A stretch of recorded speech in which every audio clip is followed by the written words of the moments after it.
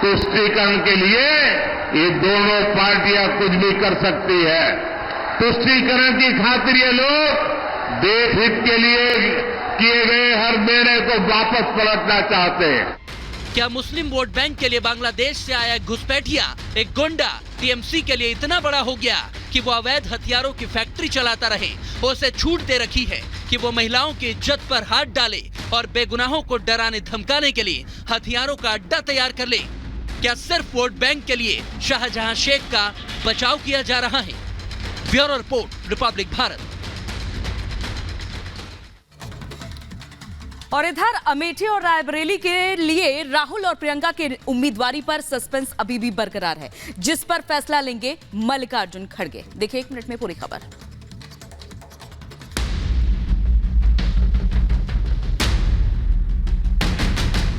चौबीस के रण में अब तीसरे चरण की बारी है, लेकिन इससे पहले सियासी रण दिलचस्प होते जा रहा है।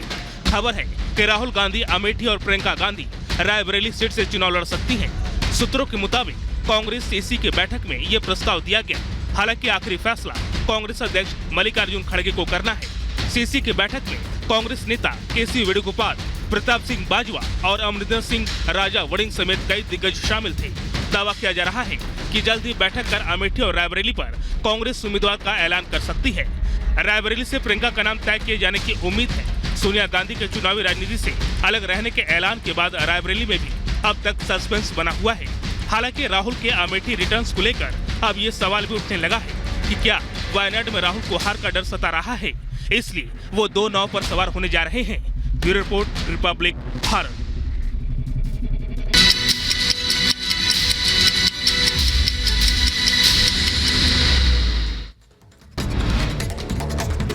नैनीताल के धधकते जंगलों में लगी आग, बेकाबू जंगल में लगी आग का दायरा लगातार बढ़ता जा रहा है। अब तक लाखों की वन संपदा जलकर खाक हो गई।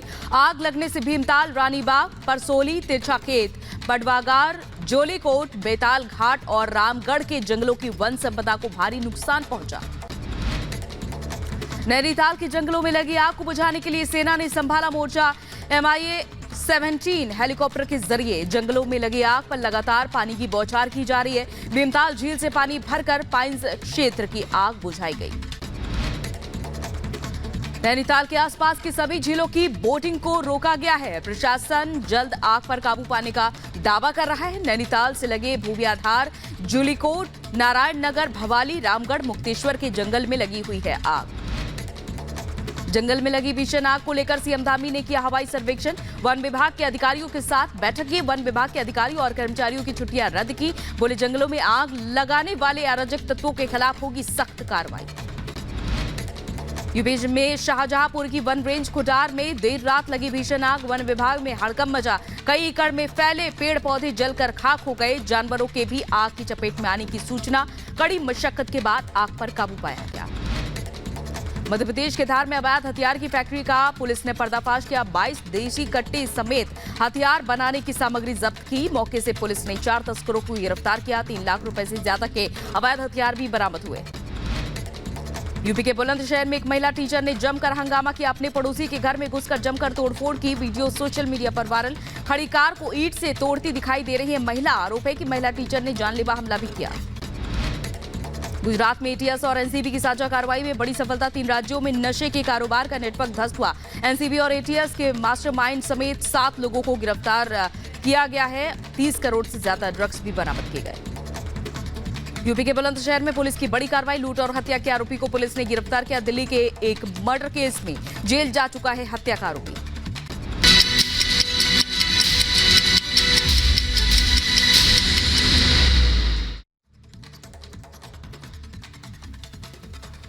और बीजेपी ने मुंबई उत्तर मध्य सीट से पूनम महाजन का टिकट काटकर उज्जवल निकम को प्रत्याशी बनाया हुआ है।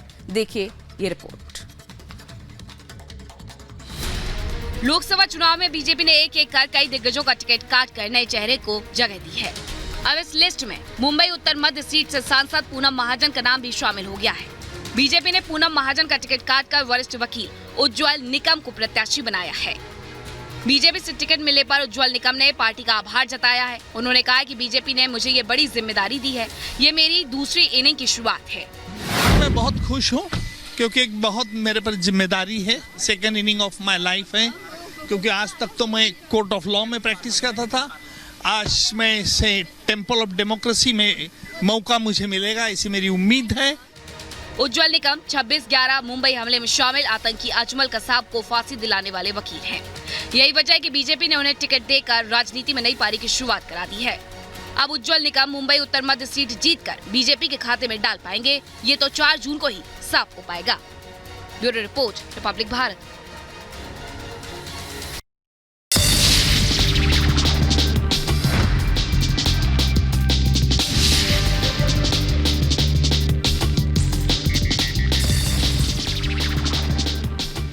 रूसी प्रशांत बेड़े ने जापान सागर में किया नौसेना अभ्यास। रूसी युद्धपोतों की एक टुकड़ी ने पीटर द ग्रेट खाड़ी और जापान सागर में लाइव फायर समेत व्यापक नौसैनिक अभ्यास किए। यमन के हौथी विद्रोहियों ने एक बार और अमेरिकी ड्रोन को मार गिराया। ड्रोन को निशाना बनाकर किए गए मिसाइल हमले का हौथी विद्रोहियों ने वीडियो जारी किया। वीडियो में अमेरिका ड्रोन का मलबा पड़ा मिला और हौथी विद्रोहियों ने गाजा इजराइल के युद्ध के विरोध में एक और अधिक हमले की चेतावनी दी है। इजराइल ईरान में तनाव के बीच इराक के गैस फील्ड पर ड्रोन का हमला। ड्रोन हमले में 4 प्रवासी कर्मचारी मारे गए और कई के घायल होने की खबर। हमले का सीसीटीवी आया सामने। अभी इस मामले की जिम्मेदारी किसी संगठन ने नहीं ली है।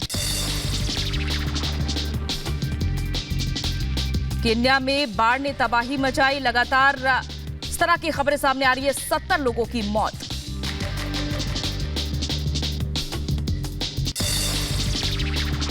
स्पेन के प्रधानमंत्री पेड्रो सांचेज ने समर्थन में जुटे हजारों लोग सोशलिस्ट पार्टी के मुख्यालय पर इकट्ठा हुए। हजारों लोगों ने पेड्रो सांचेज को प्रधानमंत्री पद से हटाने की अपील की। उधर नीदरलैंड में लोगों का प्रदर्शन देखा गया। एम्स्टर्डम में लोगों ने मनाया किंग्स डे। डच राजा विलेम अलेक्जेंडर के 97वें जन्मदिन में लोगों ने इकट्ठा होकर यह जन्मदिन मनाया।